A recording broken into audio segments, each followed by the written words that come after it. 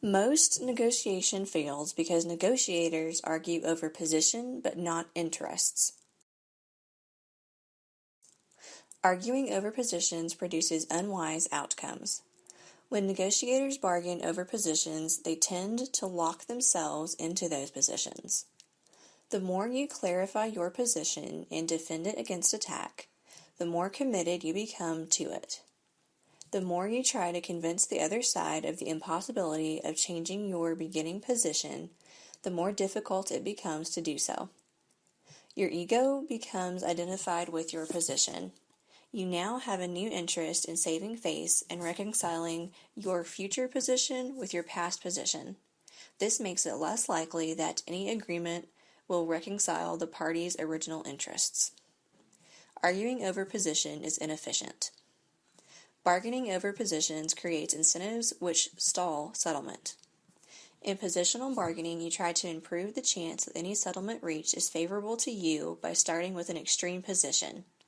Then you stubbornly hold to it by deceiving the other party as to your true view and by making small concessions only necessary to keep the negotiation going. The same is true for the other side.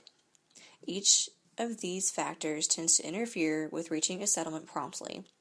The more extreme the opening position and the smaller the concession, the more time and effort it will take to discover whether or not agreement is possible. Arguing over position endangers an ongoing relationship. Positional bargaining becomes a contest of will. Each negotiator asserts what he will or will not do. The task of jointly devising an acceptable solution tends to become a battle. Each side tries to use willpower to force the other to change his position. Anger and resentment often result as one side sees itself bending to the rigid will of the other side, while all legitimate concerns go unaddressed.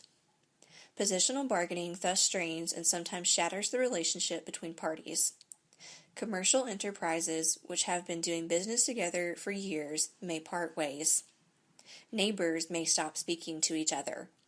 Bitter feelings generated by such an encounter may last a lifetime.